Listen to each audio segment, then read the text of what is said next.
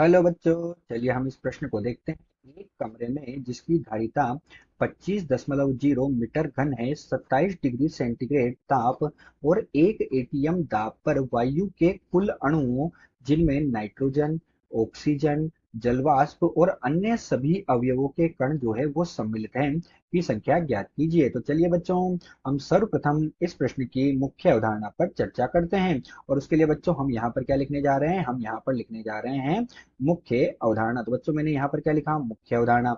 अब मुख्य अवधारणा में हम क्या देखते हैं कि हमें इसमें कणों की संख्या पूछी गई है। तो कणों की संख्या ज्ञात करने के लिए हमें क्या करना होगा? मूल की संख्या ज्ञात करनी होगी। क्या पूछा बच्चों इन्होंने हमें?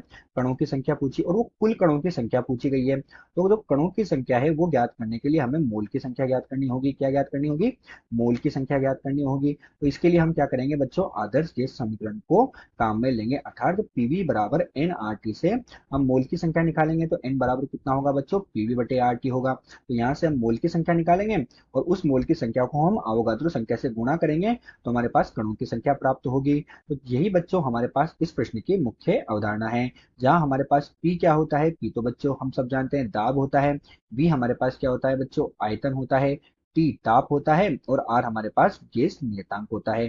टी ताप है, आर हमारे पास क्या है बच्चों? आर हमारे पास गैस नियतांक होता है। तो यही है हमारे पास इस प्रश्न की मुख्य अवधारणा है। अब मुख्य अवधारणा के पश्चात बच्चों हम देखते हैं कि हमें प्रश्न में क्या क्या दिया हुआ है। तो जब हम प्रश्न को ध्यान से पढ़ते हैं तो हमें पता लगता है कि हमें प्रश्न में क्या दिया। हमें धारिता दी। धारिता का मतलब क्या होता है? आयतन से होता है, अर्थात कितना दिया?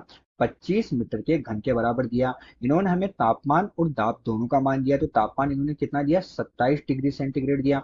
इसे हम केल्विन में बदलेंगे तो 27 धन 273 करेंगे तो ये हमारे पास 300 केल्विन के बराबर होगा। साथ ही इन्होंने हमें दाब का मान दिया।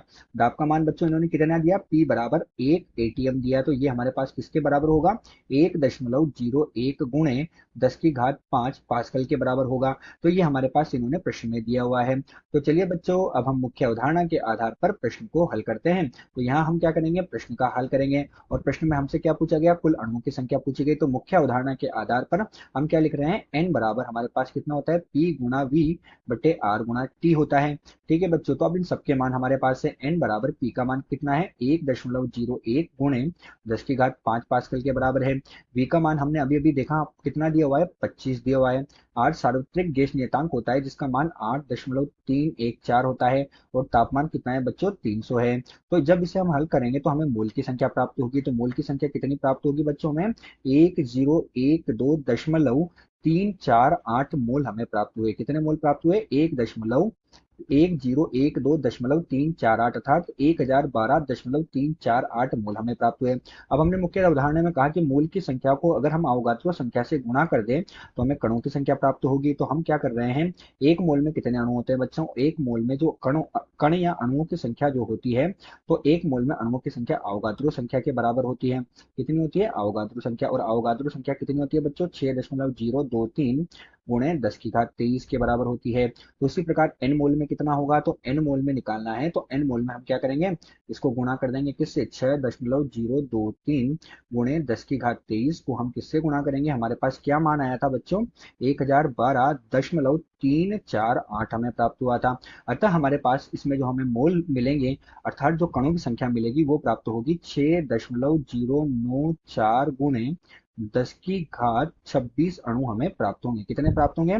6.094 गुणे 10 की घात 26 अणु प्राप्त होंगे। अतः दिए गए प्रश्न में हमें ऑक्सीजन, नाइट्रोजन, जलवाष्प सभी को मिलाकर जो कणों की संख्या प्राप्त हुई वो 6.094 गुणे 10 की घात 23 के बराबर प्राप्त हुई। आशा करते हैं आपको प्रश्न समझ आया होगा। धन्यवाद।